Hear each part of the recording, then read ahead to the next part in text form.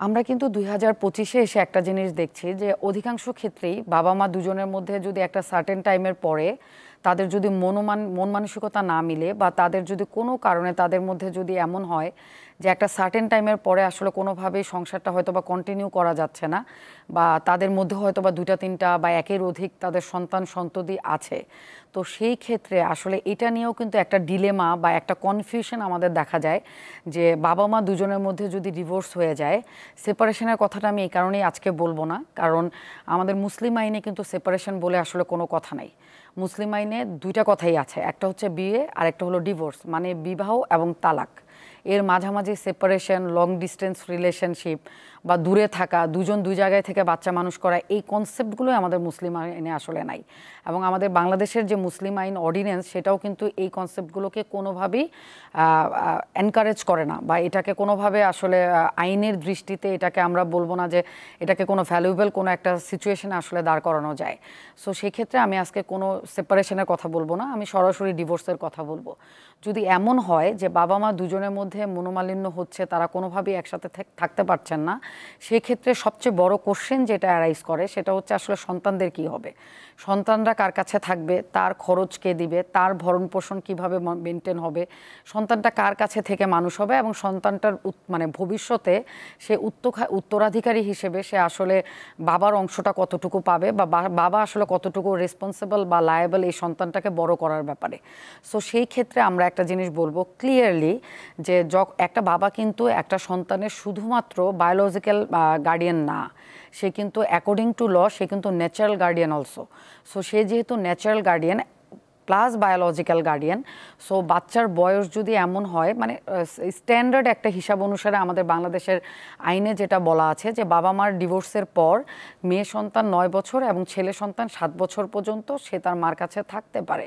কিন্তু সেই ক্ষেত্রে যদি বাবা নর্মালি এই ক্ষেত্রে বাবা ক্লেম করলে কোর্ট বাবাকে আসলে ভিজিটিং রাইটসটা দেয়, মানে বাচ্চাকে দেখার সুযোগটা দেয়। সেটা সপ্তাহে ২ দিন হতে পারে, সপ্তাহে ৩ দিন হতে পারে, মাসে ২ দিন হতে পারে। সেটা আসলে পরিস্থিতি পরিবেশের উপরে নির্ভর করে যে কিভাবে সে বাচ্চাকে দেখার সুযোগ সুবিধাটা পাবে। নর্মালি এই বয়সের বাচ্চাগুলো তার মার কাছেই থাকে এবং মার তত্ত্বাবধানেই মার দায়িত্বেই থাকে। এখন কথা হলো যে বাবা মার ডিভোর্স হয়ে যাওয়ার পর বাচ্চারা যেহেতু আন্ডার এজ হওয়ার কারণে তার মার কাছেই থাকে, তাহলে সেই ক্ষেত্রে বাবা কি আসলে রেসপন্সিবল বাচ্চাদেরকে প্রতি মাসের খরচগুলো দিতে, নাকি মাই আসলে নিজের কাছে রাখলে মাকেই এই রেসপন্সিবিলিটিটা নিতে হবে?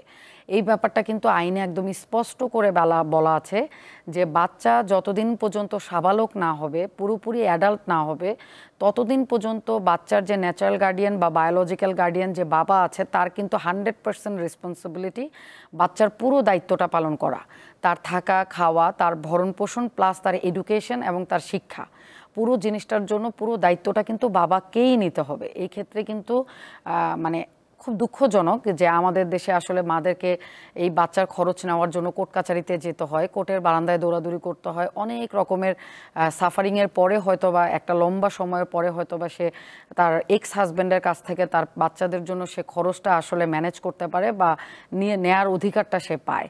কিন্তু আসলে কিন্তু এই অধিকারটা আমাদের আইন আমাদেরকে একদম বিল্ডিং মানে একদম সাথে সাথেই দিয়ে দিয়েছে যে যখনই হাজব্যান্ড ওয়াইফের সেপারেশনটা হয়ে যাবে সাথে সাথে কিন্তু বাচ্চা মার কাছে থেকে বড় হলেও বাবাকে পুরো দায়িত্বটা নিয়ে বাবাকে সব কিছু দিতে হবে।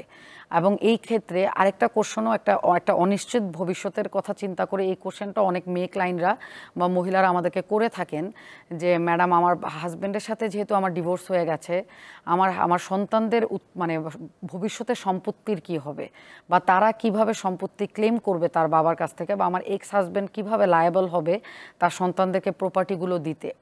সো সেই ক্ষেত্রে আমি বলবো যে এটা আলাদা করে তাকে রেসপন্সিবল করার, আইনগতভাবে তাকে লায়েবল করাটাই আসলে দুঃখজনক, কারণ এই জিনিসটা তাকে আলাদা করে বলার কিছু নাই। এই জিনিসটা একটা বাচ্চার অধিকার তার বাবার কাছ থেকে, এবং এটা শুধুমাত্র আমাদের দেশের নাগরিক হিসেবে তার অধিকার না, এটা কিন্তু সে একজন মুসলমান হিসেবে আমাদের কোরআনে এই অধিকারটা বা এই হকটা কিন্তু তার বাবার উপরে তার সন্তানদেরকে দেয়া আছে।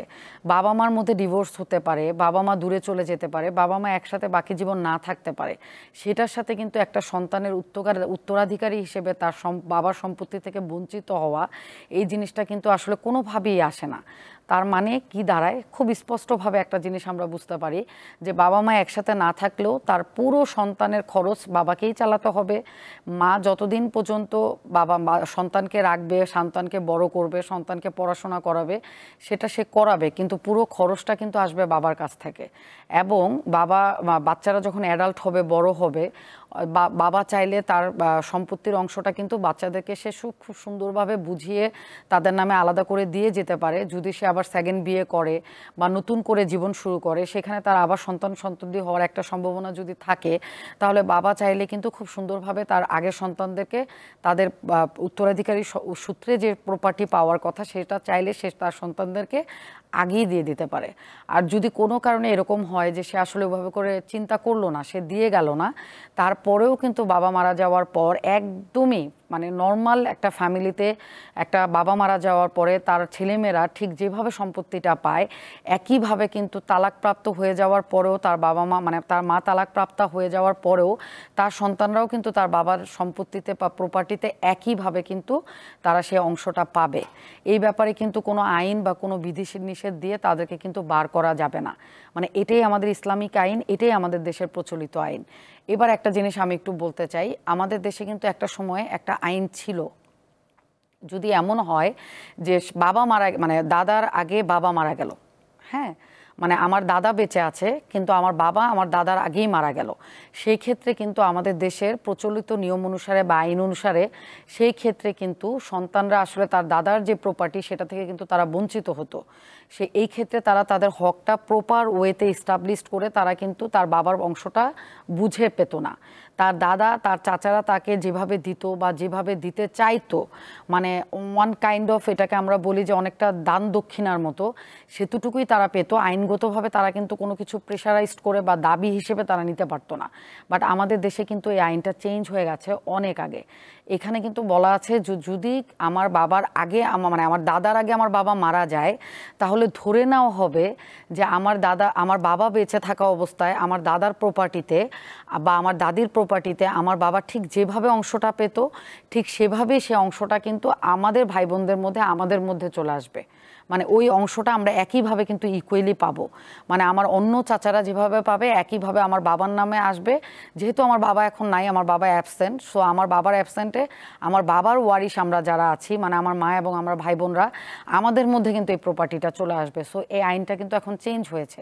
আমাদের গ্রামে গঞ্জে অনেক জায়গায় কিন্তু আমাদের মুরব্বি গোছের যারা থাকে বা যারা গ্রামে আইন বিচার শাসন করে মানে বিচার করে বেড়ায়, সালিশি বোর্ড টোর যারা আছে, তারা অনেকে কিন্তু এই ব্যাপারটা তো ওয়াকিবহাল না হওয়ার কারণে অনেক জায়গায় এই ভুলগুলো হয়, আমরা পাই এরকম অনেক জায়গায়। সো এই আইনটা যেহেতু চেঞ্জ হয়ে গেছে, সো এই বিষয়ে কিন্তু আমাদের এখন আর কনফিউশনের কিছু নাই। আমার দাদার আগেও যদি আমার বাবা মারা যায়, অ্যাজ ইফ ধরে নেওয়া হবে যে আমার বাবা জীবিত এবং আমার বাবা বেঁচে থাকলে যেভাবে আমার দাদা দাদির অংশটা পেত একইভাবে আমাদের মধ্যে সে অংশটা চলে আসবে। এই ক্ষেত্রে আসলে কোনো রকমের এমবার্গো বা আইনগতভাবে কোনো বাধা নিষেধ কিন্তু আর থাকছে না।